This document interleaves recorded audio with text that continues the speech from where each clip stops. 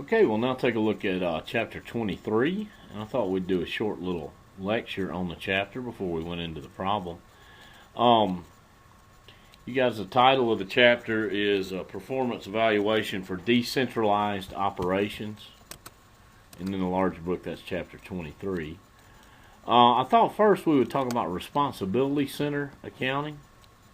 And you guys, I think this is about as straightforward a topic as we're going to have. It's pretty easy to understand, really. First, when you're evaluating different portions or different sectors or divisions of a decentralized company, there are a few ways to do that, and you would want to evaluate the division based on what the manager there is responsible for. And when I say evaluate the division, you're essentially evaluating the manager too, right? So first let's talk about what decentralized operations mean. Well, first I guess we should mention with centralized operations, that means all of the decisions, all the big decisions are made by top management. But in a decentralized organization, then we have different divisions or possibly different locations, and we would give the manager responsibility for and authority over various decisions in that division. Now we should evaluate those managers based on what they're responsible for under responsibility center accounting.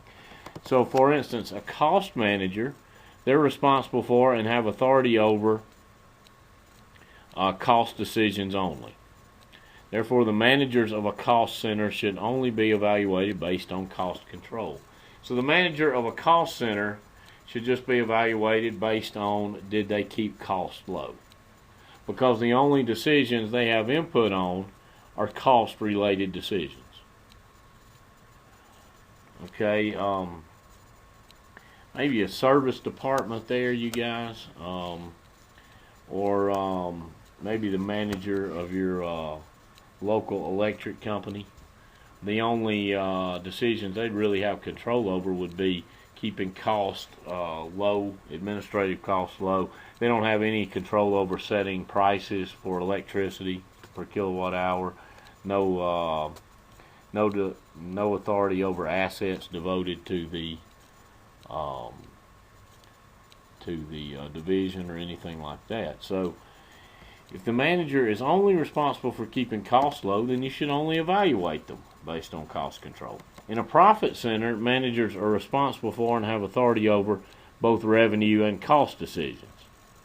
Therefore, managers of a profit center should be evaluated based on revenues less expenses, which we know is our profit or income. This should make sense, you guys. If the managers have authority over revenue decisions, then they help in setting prices, deciding when to advertise, things like that. And they're also responsible for cost control. Then it's fair to evaluate them based on profit.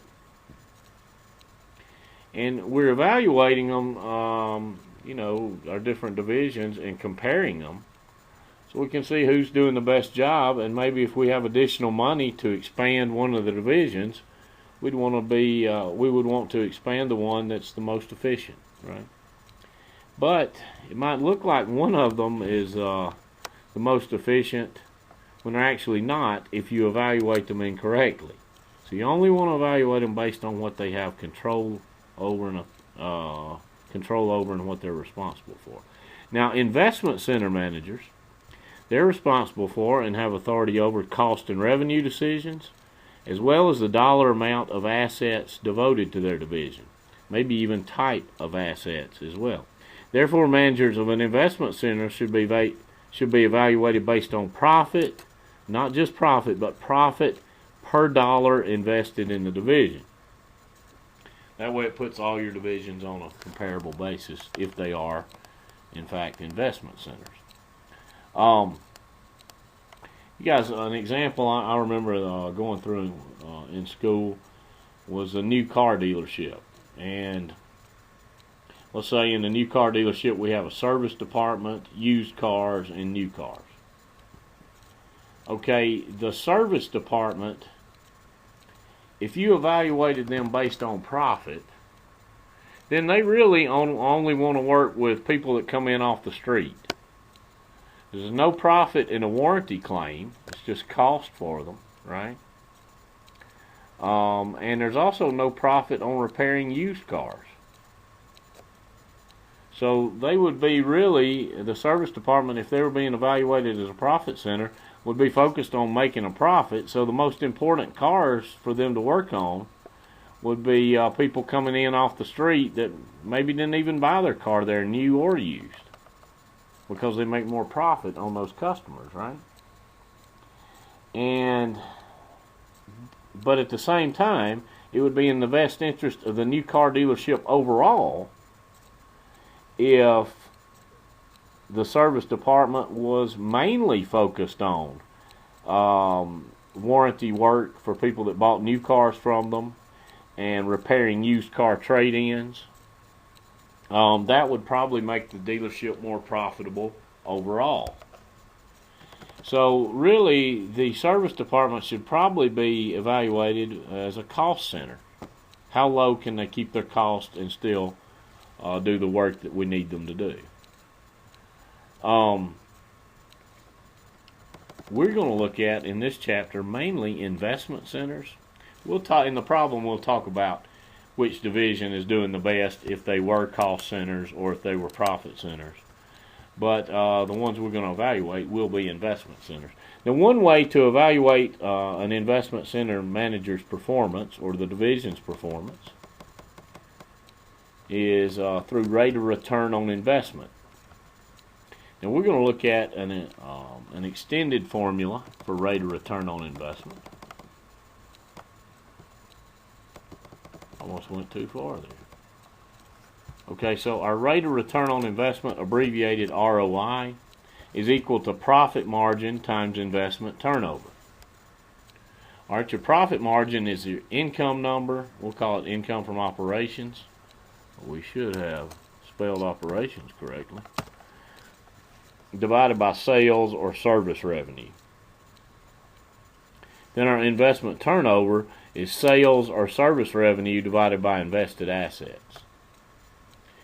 We want profit margin, investment turnover, and ROI for the divisions we're going to evaluate, you guys.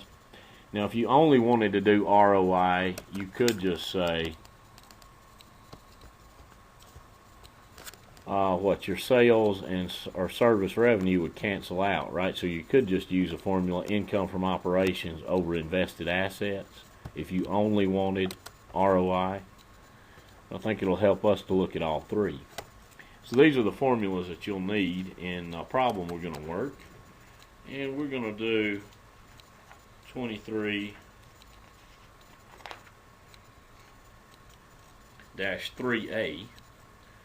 And then you'll work 23-3B for a homework problem.